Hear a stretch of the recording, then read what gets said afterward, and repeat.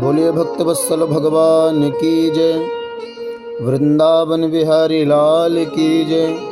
जय जय श्री राधे श्याम।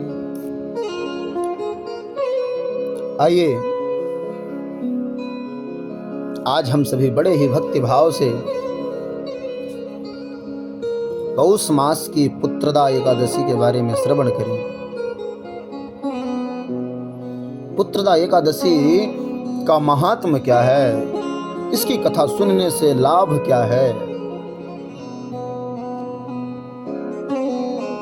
एक बार की बात है,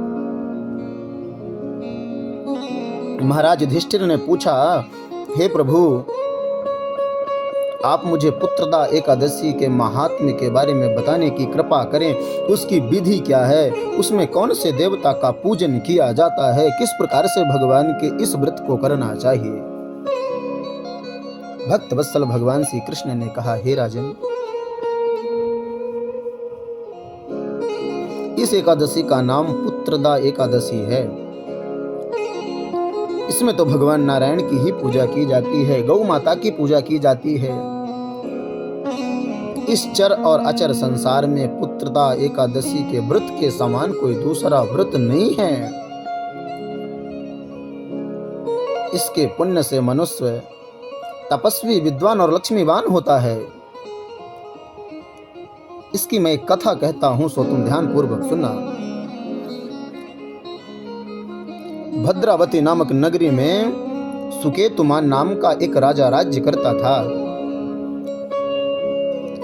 उसके कोई पुत्र नहीं थे, उसके कोई संतान नहीं थी। उसकी स्त्री का नाम सैब्या था। वह निपुत्री होने के कारण सदैव चिंतित रहा करती थी। और महाराज, जब कुल में वंश ना हो तो हमारे पितर भी पिंड को स्वीकार नहीं करते, रो रो करके स्वीकार करते हैं और सोचते हैं कि इसके बाद हमें कौन पिंडदान करेगा। राजा को भाई, बांधव, धन, हाथी, घोड़े, राज्य और मंत्री, इन सब में से किसी से भी संतोष नहीं होता था। वह सदैव यही विचार करता था कि मेरे मरने के बाद मुझको पिंड का दान कौन करेगा, मेरा पिंड दान कौन करेगा। महाराज, बिना पुत्र के पितरों और देवताओं का ऋण मैं कैसे चुका सकूंगा। जिस घर में पुत्र ना हो उस घर में सदैव अंधेरा ही रहता है। इसलिए पुत्र उत्पत्ति के लिए प्रयत्न करना चाहिए, संतान उत्पत्ति के लिए प्रयत्न करना चाहिए। जिस मनुष्य ने पुत्र का मुख देखा है वह धन्य है।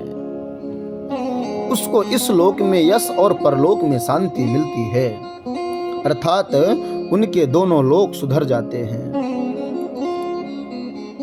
पूर्व जन्म के कर्म से ही इस जन्म में पुत्र, धन आदि प्राप्त होते हैं।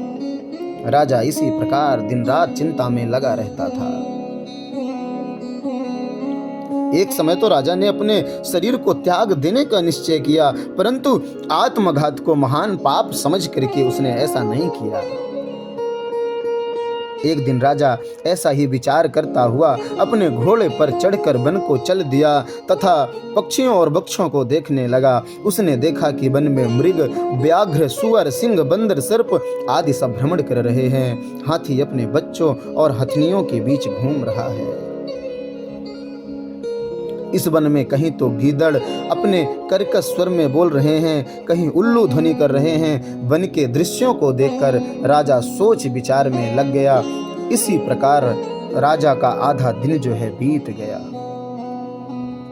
वह सोचने लगा कि मैंने कई यज्ञ किए, ब्राह्मणों को स्वादिष्ट भोजन से तृप्त किया, फिर भी मुझको दुख प्राप्त क्यों हुआ।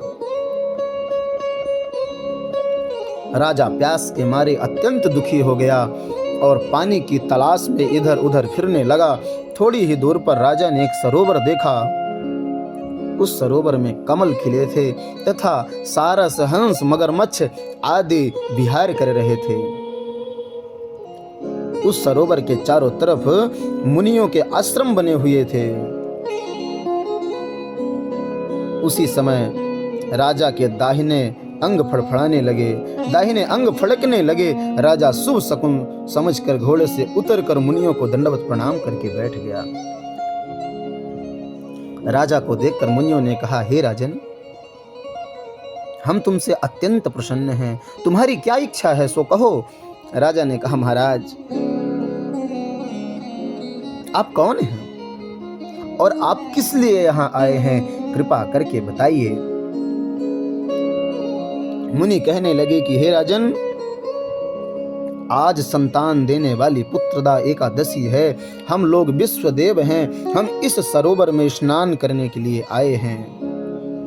यह सुनकर राजा कहने लगा कि महाराज, मेरे भी कोई संतान नहीं है। यदि आप मुझ पर प्रसन्न हैं तो एक पुत्र का वरदान दीजिए।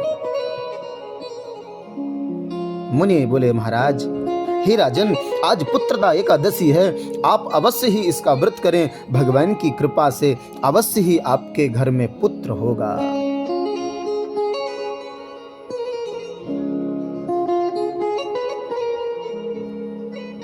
प्रबल प्रेम के पाले पड़कर प्रभु को नियम बदलता देखा। अपना मान टले टल जाए पर भक्त का मान न टलते देखा। संतों ने आदेश कर दिया।